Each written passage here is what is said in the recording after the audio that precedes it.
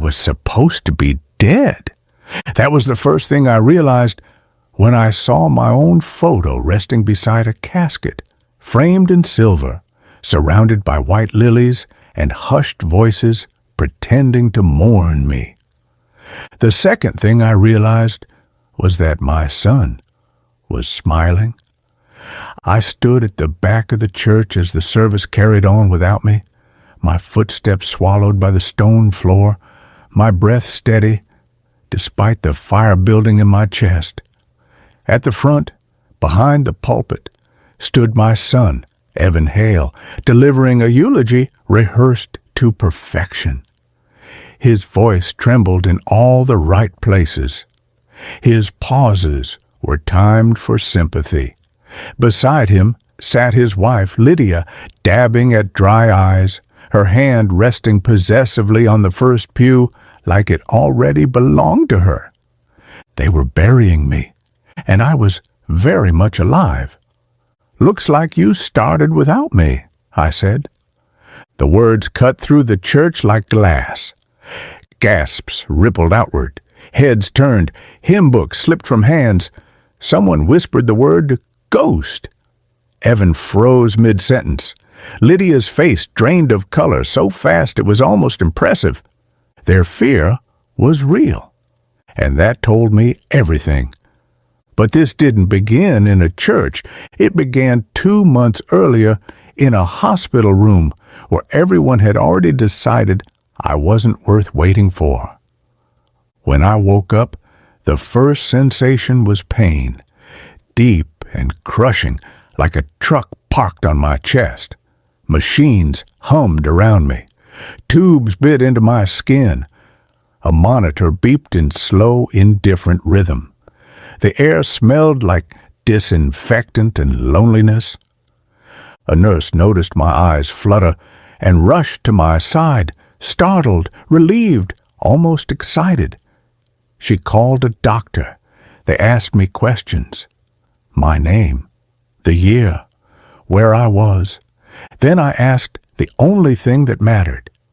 "How long?" "8 weeks," she said gently. "You were in a coma after the accident." 8 weeks, 8 weeks where my son never showed up. 8 weeks where no one held my hand. 8 weeks where decisions were made without me. When I asked about my family, the room shifted. The nurse avoided my eyes. The doctor spoke carefully. They were informed. Informed, not present, not worried, not waiting. That was the moment something broke inside me.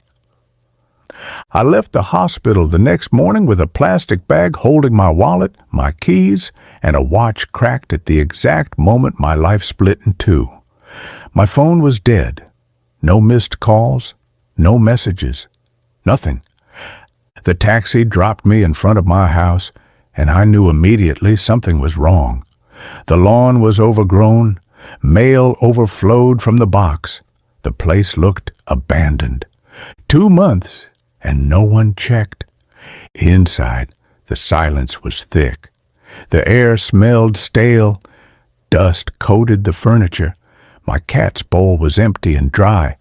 That hurt more than the ribs. Then I stepped outside, and my neighbor saw me. She went pale. Her hand flew to her mouth. "They're holding your memorial right now," she said, "at St. Andrew's." That was when the truth came together. Evan didn't visit because he thought I was dead. He didn't call because he told everyone I was gone. And Lydia had helped him plan it. I didn't run. I didn't shout. I walked. Every step toward the church felt heavier than the last, but rage kept me upright. Memories followed me like ghosts, paying for Evan's education, bailing him out of failed ventures, letting him work at my company when no one else would hire him. And now he was burying me to steal what I built. When I reached the doors of St. Andrew's, the bells were ringing for me, slow, mournful, fake. I opened the doors and walked into my own funeral. Evan stared at me like he'd seen the devil. Lydia clutched her purse like a shield. The crowd whispered. Someone screamed. I didn't yell. I told the truth. You declared me dead, I said, while I was fighting to breathe. Evan tried to grab me. I shook him off. Lydia tried to calm the room, tried to paint me as confused, fragile, unstable. I saw the calculation behind her eyes. She wasn't scared of me. She was scared of exposure. I told everyone exactly what they'd done. And then I left, because humiliating them wasn't enough. I wanted answers.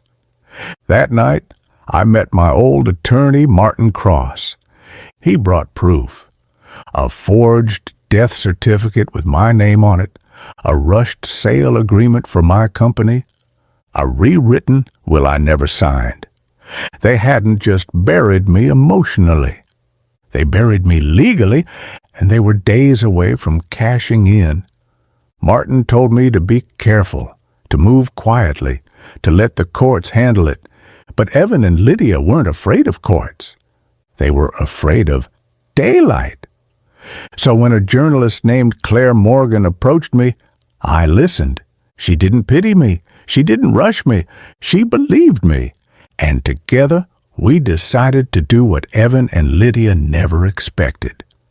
We told the truth loudly. The truth doesn't move quietly once it's released. It spreads. It stains. It forces people to choose sides. Claire moved fast, faster than Evan and Lydia expected. She interviewed former employees from my company, men and women who'd watched Evan step in claiming I was dead, pressuring them to approve sales and sign documents that felt wrong. Some refused. Others were threatened. Every conversation became another brick in the case building against them. While Claire worked the story, Martin filed injunctions. The sale of my company was frozen overnight. Bank accounts were flagged. Paper trails surfaced where Evan's name appeared again and again, rushed signatures, altered timestamps, forged authority. That was when the panic started. Evan called me first. His voice shook. He said it was a misunderstanding. He said Lydia had handled the paperwork. He said he was trying to protect the business. I told him nothing. Silence is louder than anger. Lydia went public. She posted a statement online painting herself as the victim.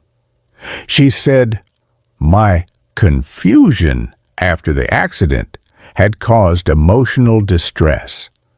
She implied I wasn't mentally stable. She asked for privacy while they supported my recovery.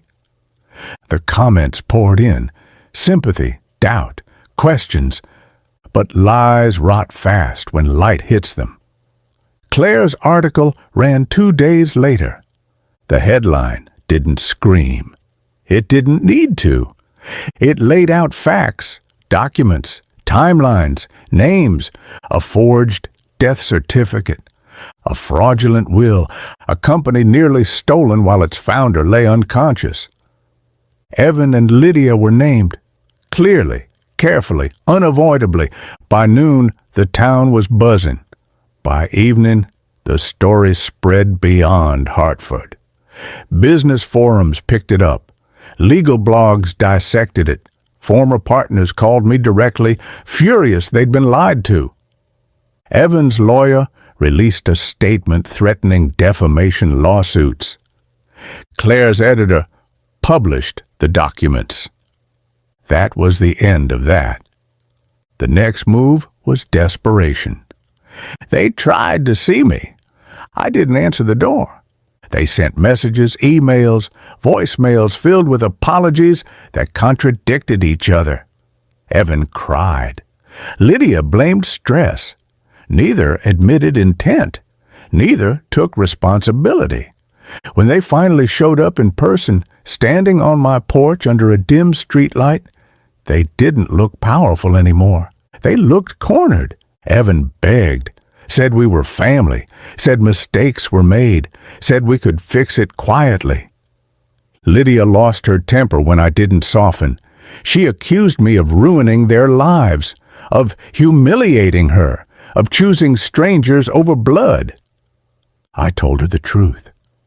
You tried to erase me. That ended the conversation. Court followed swiftly. Fraud doesn't age well under scrutiny.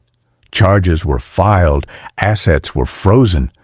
Evan was removed from any authority over the company he'd never earned. Employees returned.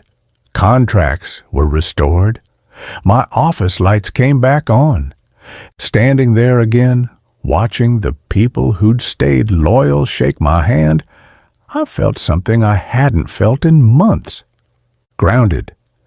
Claire met me afterward at a small cafe. She looked exhausted and satisfied, the way people do when they know they did something that mattered. This story isn't over, she said, but the outcome is clear. She was right. Evan stopped calling. Lydia disappeared from public view. Their names became cautionary footnotes in a scandal they thought would never see daylight. And me? I wasn't angry anymore. I was awake. Time moves differently. Priorities sharpen, the noise fades. The court cases didn't drag on the way people expect. Fraud rarely does when the paper trail is this clean. Evan took a plea deal. His ambition finally outweighed his pride. Lydia fought longer. She always did. But when the evidence stacked up and allies vanished, even she ran out of places to hide. They lost the company. They lost the money. They lost the version of themselves they'd tried to sell to the world. I didn't celebrate. I reclaimed. I walked through my office again, slow this time, touching door frames, reading names on desks, listening to the sound of work being done honestly. The company wasn't just brick and paper, it was people. It was years of trust, and it was still standing because greed, no matter how polished, is always louder than it is smart. Claire published a follow-up piece weeks later. It wasn't about scandal. It was about survival, about how easy it is for the living to be erased when they're quiet, and how dangerous it is to assume power belongs to blood alone. She asked me one question before it ran. If you could say one thing to people listening to this story, what would it be? I didn't answer right away. Then I said this. Don't assume loyalty just because someone shares your name. Don't hand over control just because it feels easier than confrontation. And never believe silence means safety. Because the people closest to you are the only ones with access to bury you without a shovel. Evan never came back. Lydia sent one last message months later. No apology. Just blame dressed as regret. I didn't respond. Some endings don't need words. What I did do was rewrite my will, properly, publicly, with witnesses who understood what integrity looks like when it's tested. I stepped back into leadership slowly, deliberately, with people who earned their place rather than inherited it. And for the first time in a long time, I slept without fear of waking up erased. If there's one thing I learned, it's this. Being alive isn't enough. You have to be present. You have to be prepared. And you have to protect what you build from the people who want the reward without the work.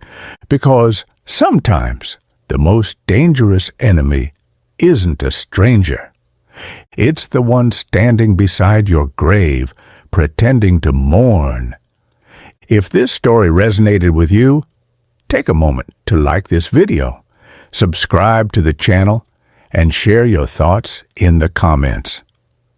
Your support helps these stories reach the people who need to hear them. And if you want to continue listening, click the next story on screen now. Thank you for being here.